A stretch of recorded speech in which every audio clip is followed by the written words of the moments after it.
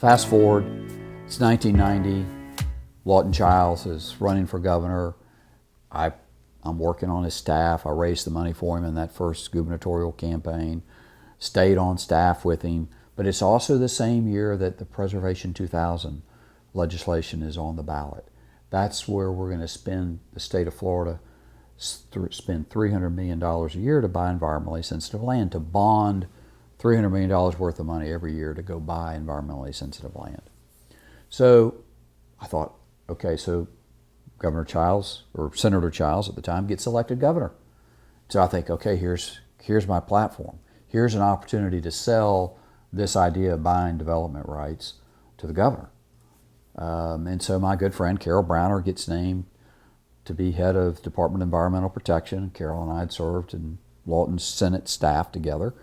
And I am now on the governor's staff, personal staff. So I tried to sell it to Carol. I tried to convince Linda Shelley, who was Department of Community Affairs Director at the time, and to the governor and to the lieutenant governor about why this is a great idea. We don't need to take this $300 million and buy land and take it off the tax rolls, have to pay to manage it. Why don't we try these conservation easements? Or purchase a development rights program where we buy the development rights, keep the landowner on the land. I never could gain much traction inside the governor's office for it. It was kind of like a, yeah, okay, yeah, good idea, Dean, but yeah.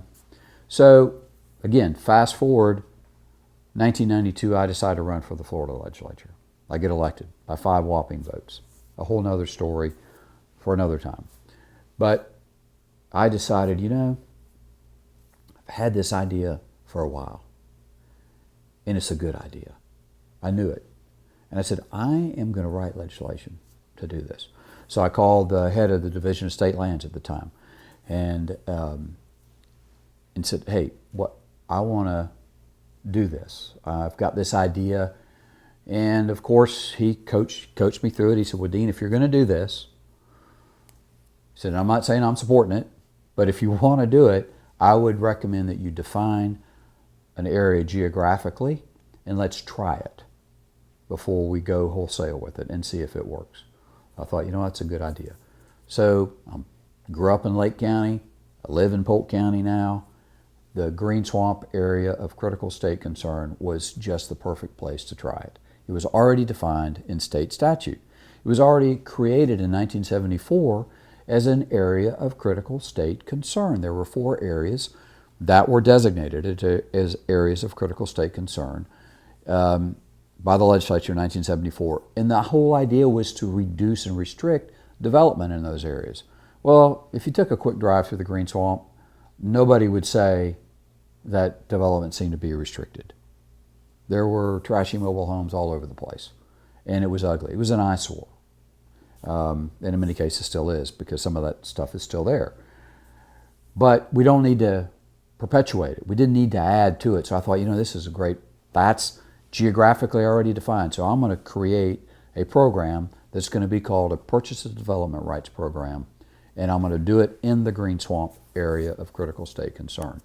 Well, so I start working on this legislation. I got help from a good friend of mine, Bob Rhodes, who had served on some of the growth management committees over the years. He was a highly respected land use lawyer with the law firm Steele, Hector and Davis at the time. Just a great guy. And he and I worked on this, and he helped me craft it.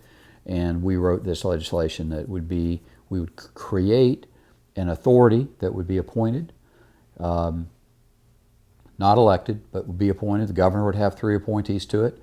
The county commissions in Polk County and the county commission in Lake County would each get to appoint 3 members. I wanted it to be independent of the water management districts. So I wrote this legislation, started pitching it, and the idea was to put $10 million a year for 3 years. Let's see how this works and see if there's interest in it. It was a rounding success. People loved it, but it wasn't easy to get passed. And when I was lobbying it, when I was in the legislature, the government people, the ones administering the Florida Forever program, or the Preservation 2000 program actually, and the water management districts kind of looked at me like I was a fascist. I mean, because their idea was, We don't want to buy just an interest in property. We want to buy the property. And the landowners thought, that's an intrusion into my rights. I'm going to have the government kind of as my partner. So they looked at me kind of like I was a communist. And I can remember I got it passed in the House, and then I was over negotiating in the Senate, or I was presenting it to the Senate committee. And I had the Farm Bureau lobbyist on my right and the Audubon lobbyist Charles Lee on my left. Appropriately, Farm Bureau on my right, Audubon on my left, in support of the legislation, because it was where private property rights and conservation conveniently came together. And it was honoring and recognizing that a landowner's given up something and they ought to get paid for it. So we created the Green Swamp Land Authority, got everybody appointed, and I mean, standing room only for people that wanted to apply. It was a rounding success. People loved it, and the landowners said, you know what? I don't have to do this. I can voluntarily participate or not participate, but if I do, I'm giving up development rights, but I don't really want to develop the land anyway. I want it to stay in my property, in my family, and I like doing this. And so they get paid money for doing it, and the land's protected. And there's probably 40 to 50,000 acres now that's been protected from being developed in the Green Swamp as a direct result of the Green Swamp Land Authority. But it really set the stage and was a precursor for the future. It had a 3-year life on it. I think we might have gotten it funded for 1 more year. I was out of the legislature now. And the state, or the Water Management District, took it over for a while, and then it got transferred to the state. But some of the formulaic funding was still in place for it.